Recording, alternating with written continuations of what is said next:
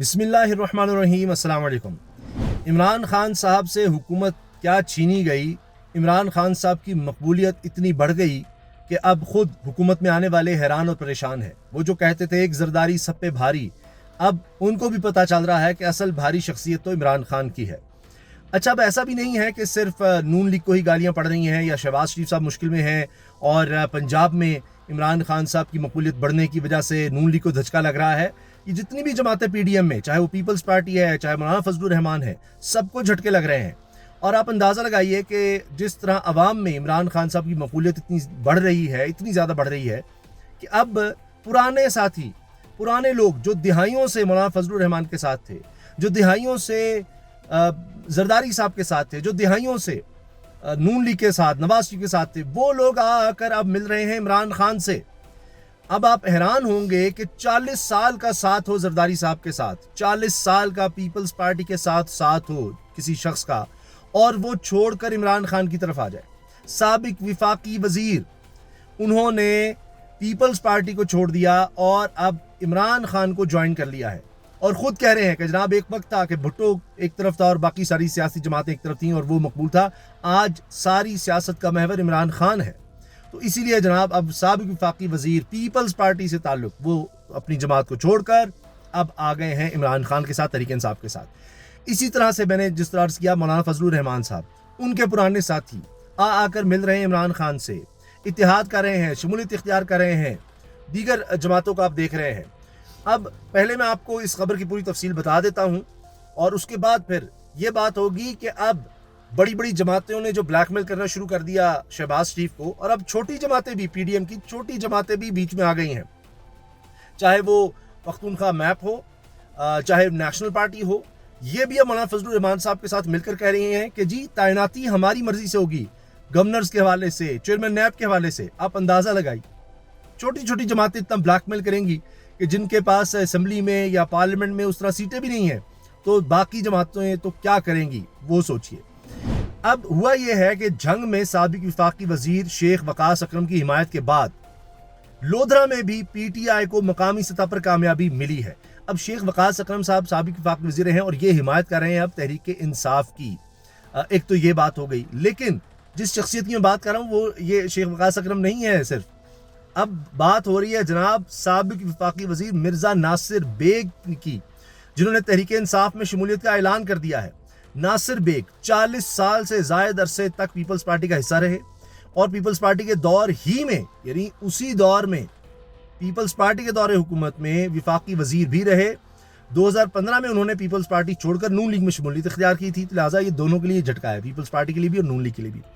PTI रहनुमा अमिर डोगर ने अपने एक बयान में कहा कि नासिर बेग की शमूलियत से पीटीआई की कुव्वत और ताकत बढ़ेगी। एक जमाने में सियासत का महवर जुल्फ़िकार अली भुट्टो थे, आज इमरान खान है। पाकिस्तान फैसला कुन मोड़ पर आ गया है। इमरान खान रोशनी और उम्मीद की आखिरी किरण है। पंजाब की 20 नशिस्तों पर पीटीआई भारी अक्सरियत से कामयाब होगी। अच्छा, ये मैं आपको बता दूं कि जरदारी साहब ये नहीं है कि हाथ पर हाथ रखकर बैठे हुए हैं, हाथ पांव वो भी बहुत मार रहे हैं। अभी कहा जा रहा है जी लाहौर में उन्होंने 2 कोठियां खरीदी हैं, अब यहाँ पर गिरा कर वो नया बंगला बनाएंगे जनाब। तो जरदारी साहब चाहे ये काम करते रहें, उससे ये नहीं होगा कि जनाब वो कोई यहाँ पर मकबूलियत हासिल कर लेंगे। और अगर कुछ है भी तो उनका टारगेट तो नून लीग है। उनको पता है कि इमरान खान साहब तो उनकी पहुँच से अब बहुत आगे जा चुके हैं। वो अब पहले सिंध ही बचा लें, कराची में ही अपनी कोई साख बचा लें तो वही बड़ी बात है। वो भी उनके लिए मुश्किल हो चुका है। तो जरदारी साहब घर खरीद रहे हैं अब लाहौर में कि जी वो बिलावल हाउस मलिक रियाज साहब ने जिस तरह भी दिया, और बहरिया टाउन में है, वहाँ आम लोग नहीं आ सकते, तो मैं यहाँ जनाब ले रहा हूँ घर और यहाँ आऊँगा। वो यही कह रहे थे जी अब मैं शहर में आकर बैठा करूँगा लाहौर में, और इस तरह की बातें हैं। मगर देखिए कि उन्होंने जो हासिल करना था कर लिया। नैब में मजीद तरामीम आ रही है, यानी उनका शौक अभी पूरा नहीं हुआ। अब जो तरामीम नैब में की जा रही हैं वो IMF की ख्वाहिश वाली नहीं है, बल्कि वो IMF की ख्वाहिश तो अपनी जगह है, वो शायद इनको बाद में करना पड़े। अभी फ़िलहाल जरदारी साहब की ख्वाहिशात पूरी हो रही हैं। अब जो तरामीम की जा रही हैं उनसे मुराद अली शाह, फ़रयाल तालपुर साहिबा, मुराद अली शाह वज़ीर आला सिंध, फ़रयाल तालपुर साहिबा जरदारी साहब की बहन, और जरदारी साहब, इनके केसेस अब सिंध में चले जाएंगे। वहाँ पर जनाब हुकूमत अपनी है, वहाँ पर सब अपना है, कोई मसला ही नहीं। तो ये देखिए ना किस तरह से ये यानी कानून आइन के साथ क्या कुछ करते हैं, किस तरह खेलते हैं, और उसके बाद क्या सज़ा होनी है, क्या होना है। लेकिन बस इनकी सियासत ये है और ये इसी तरह से खेलते हैं। मगर आप देखिए कि ये जो तजर्बाकार लोग थे, हाल तो ये है कि अब ये अकेले प्रेस कॉन्फ्रेंस भी नहीं कर सकते, ये हाल है। यानी वज़ीर दाखिला है राना सनाउल्लाह, उसको सारी जमातों के लोग बिठाकर जनाब करना पड़ता है प्रेस कॉन्फ्रेंस और सवाल जवाब। यानी वो क्या डिसीजन लेगा, क्या उसकी औकात होगी। अच्छा, इसी तरह मरीम औरंगज़ेब साहब, आप जी शरीर रहमान साहब आप साथ बैठे, कायरा साहब साथ बैठे और शरीर रहमान ने डांट दिया कि जी आप पहले अपनी बात करें, कायरा साहब से को बात करी थी मरीम साहबा। तो उनकी तो हालत इतनी पतली हो चुकी है कि वो तो अब प्रेस कॉन्फ्रेंस भी अकेले नहीं कर सकते, सहारे चाहिए उनको। तो अब आप देखें कि जो इस वक्त मुल्क में अफरा तफरी का माहौल है, क्या आपने आज से पहले इस तरह देखा? लोग घरों में तंग बेचारे, लोड शेडिंग इतनी ज़्यादा है, अब बताया भी नहीं जा रहा कितनी लोड शेडिंग होगी, कितनी ज़्यादा होगी, किन इलाकों में होगी। अब ये शेड्यूल देना भी बंद कर दिया है।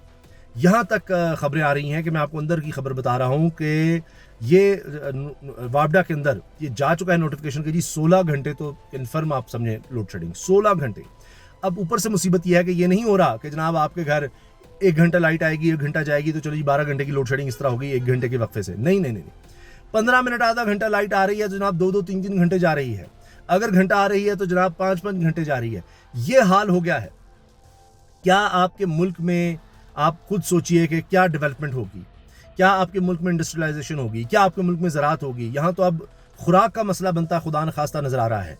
तो ये हालात हो गए हैं और मलबा सारा जनाब इमरान खान, और ये लोग इमरान खान को याद कर रहे हैं। अब मुल्क में अफरा तफरी का माहौल हो चुका है, लोग बर्दाश्त नहीं कर रहे। इमरान खान साहब तो खुद रोक रहे हैं लोगों को कि भाई इस हद तक नहीं जाना, इस हद तक नहीं जाना, कानून हाथ में नहीं लेना। लोग इनसे तंग आ चुके हैं, लोग बहुत ज़्यादा परेशान हैं और वो तो चाहते हैं कि इमरान खान एक कॉल दे और उसके बाद जनाब हम सड़कों पर क्या इन हुक्मरानों का, इनके घरों का घेराव करें जिनके घरों में कोई लोड शेडिंग नहीं है।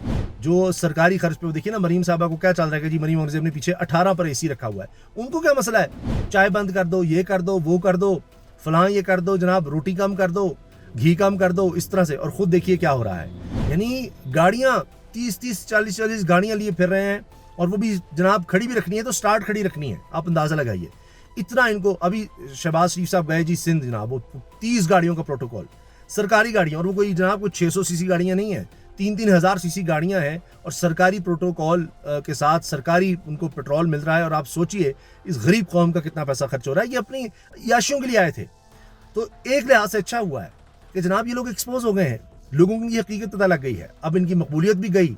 इमरान खान साहब वो जो चाहते थे कि जनाब 2/3 अक्सरियत कम से कम हो, वो मामला उस तरफ जा रहा है। ये तो ऐसे लग रहा है कि अब तो इनकी टिकट लेने को कोई तैयार नहीं होगा। वही हाल जो जरदारी साहब का पंजाब में हो चुका है कि ये कहते हैं जी पीपल्स पार्टी का कोई टिकट ले ले, हमारे टिकट से, हमारे प्लेटफॉर्म से कोई इलेक्शन लड़ ले। पंजाब में इनको मिलता नहीं बंदा, ये हाल है। और सोचिए 40-40 साल पुराने और वफाकी वजीर हों जो, वो छोड़ कर जा रहे हैं। एक जरदारी सपे भारी को जाकर किससे मिल रहे हैं, इमरान खान से, कप्तान से। उनको नहीं समझ, जिन्होंने इतना अरसा गुजारा है कि जनाब आने वाला वक्त किसका है। तो ये जनाब इस वक्त ताज़ा तरीन सूरत हाल है। अपनी राय का इज़हार जरूर कीजिए, कमेंट सेक्शन में आपकी राय का मुंतज़िर हूँ। अल्लाह हाफ़िज़।